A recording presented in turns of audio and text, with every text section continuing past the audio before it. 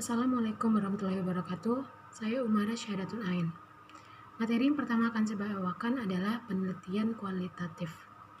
Berdasarkan pengertiannya, pengertian kualitatif adalah data yang berbentuk angka dan juga merupakan hasil dari pengukuran dan perhitungan. Contohnya seperti umur, jumlah benda, tinggi badan, penghasilan seseorang, dan masih banyak hal lainnya. Data kualitatif ini terdiri atas data rasio dan data interval. Yang kedua, berdasarkan jenisnya. Metode kualitatif adalah sebuah metode yang datanya adalah kualitatif.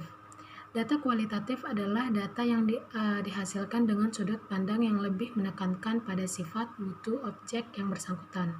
Misalnya saja seperti tampan, gagah, cantik, tampak kurang berpendidikan, bagus sekali, lincah, responsif, mewakili anak muda zaman sekarang, dan masih banyak lainnya. Berdasarkan tujuannya, penelitian kualitatif memiliki tujuan yakni untuk melakukan suatu penafsiran terhadap suatu fenomena sosial. Adapun metodologi penelitian yang digunakan adalah multi metodologi.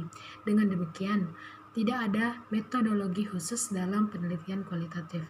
Sedangkan tujuan penelitian kualitatif yakni untuk mengembangkan sebuah model matematis, teori, dan juga hipotesis yang berkaitan dengan fenomena alam. Bahkan penelitian ini juga banyak digunakan untuk menguji kebenaran suatu teori dan untuk menghasilkan suatu fakta dengan mendeskripsikan secara statistik. Materi kedua adalah tentang pengumpulan data. Pengumpulan data dilakukan untuk memperoleh informasi yang dibutuhkan dalam rangka mencapai tujuan penelitian. Sebelum melakukan penelitian, seorang peneliti biasanya telah memiliki dugaan berdasarkan teori yang ia gunakan. Dugaan tersebut disebut dengan hipotesis. Untuk membuktikan hipotesis secara empiris, seorang peneliti membutuhkan pengumpulan data untuk diteliti secara lebih mendalam. Ada berbagai metode pengumpulan data yang dapat dilakukan dalam sebuah penelitian. Metode pengumpulan data ini dapat digunakan secara sendiri-sendiri, namun dapat pula digunakan dalam menggabungkan dua metode atau lebih.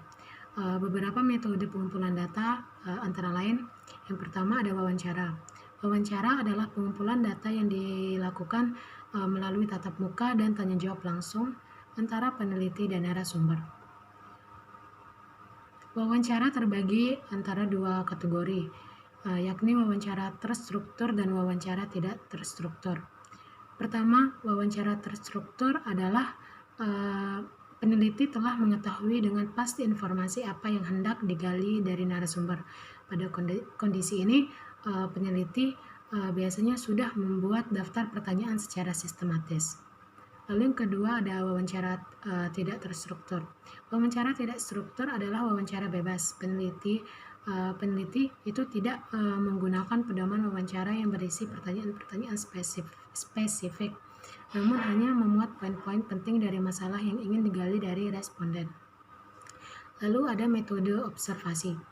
Observasi adalah metode pengumpulan data yang kompleks karena melibatkan berbagai faktor dalam pelaksanaannya. Metode pengumpulan data observasi tidak hanya mengukur sikap dari responden, namun juga dapat digunakan untuk merekam berbagai fenomena yang terjadi. Teknik pengumpulan data observasi cocok digunakan untuk penelitian yang bertujuan untuk mempelajari perilaku manusia, proses kerja dan gejala-gejala alam. Metode ini juga tepat dilakukan pada responden yang kuantitasnya tidak terlalu besar. Metode pengumpulan data observasi terbagi menjadi dua kategori, yakni yang pertama ada participan observation. Dalam participan observation ini peneliti itu terlibat secara langsung dalam kegiatan sehari-hari orang yang diteliti atau situasi yang diamati sebagai sumber data.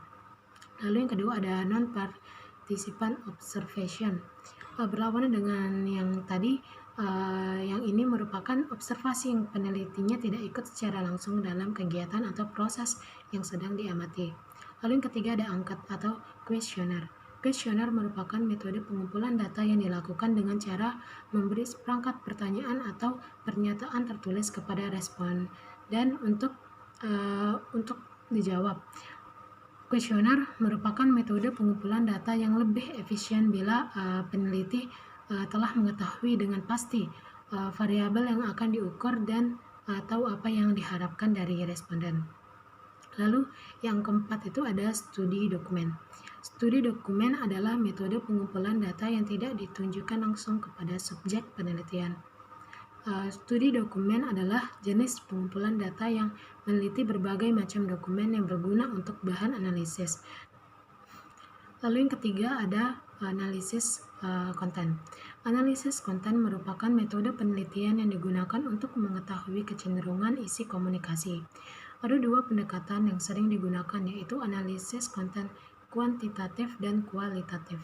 Analisis konten adalah penelitian yang bersifat mendalam terhadap isi suatu informasi tertulis atau tercetak dalam media massa. Analisis ini biasanya digunakan pada penelitian kualitatif.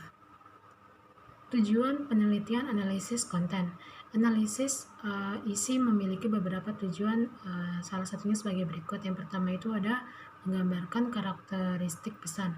Maksudnya di sini tuh analisis isi banyak dipakai untuk menggambarkan karakteristik isi dari suatu pesan. Paling tidak ada 4 desain analisis isi yang umumnya dipakai untuk menggambarkan karakteristik pesan, yaitu yang pertama, analisis yang dipakai untuk menggambarkan pesan dari sumber yang sama tetapi dalam waktu yang berbeda. Lalu yang kedua ada analisis isi yang dipakai untuk melihat pesan pada situasi yang berbeda. Lalu yang ketiga ada analisis isi dipakai untuk melihat pesan pada halayak yang berbeda. Halayak di sini itu merujuk pada pembaca, pendengar atau pemirsa media yang berbeda.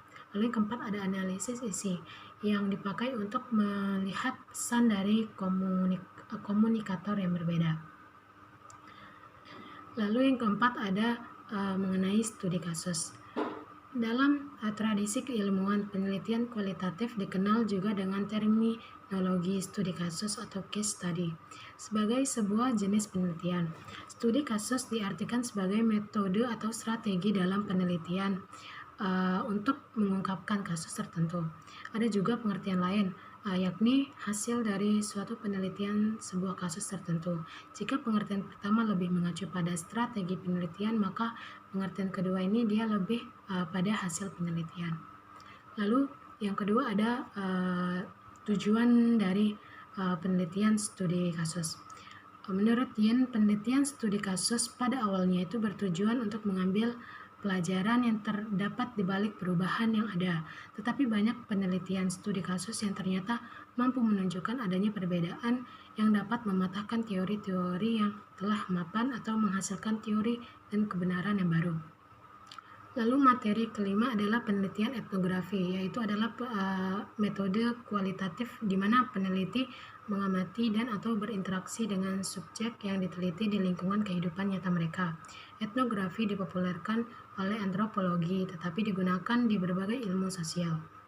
Lalu ada jenis dari penelitian etnografik adalah yang pertama itu ada etnografi realis. Etnografi realis adalah pendekatan populer yang digunakan oleh para antropologi budaya. Ini adalah laporan objektif tentang situasi, biasanya ditulis dalam sudut pandang orang ketiga, melaporkan secara objektif informasi yang dipelajari dari partisipan di lokasi penelitian. Etnografer realis menceritakan penelitian ini dengan suara memihak orang ketiga dan melaporkan pengamatan partisipan dan pandangan mereka. Etnografer tidak menawarkan refleksi pribadi dalam laporan penelitian dan tetap di belakang layar sebagai reporter yang maha tahu. Yang kedua ada studi kasus. Studi kasus adalah jenis etnografi yang penting. Meskipun berbeda dari etnografi dalam beberapa cara penting, peneliti studi kasus ini dapat fokus pada program, acara, atau kegiatan yang melibatkan individu daripada kelompok. Sekian dari saya, kurang lebihnya mohon maaf. Wabillahi taufik wal hidayah. Wassalamualaikum warahmatullahi wabarakatuh.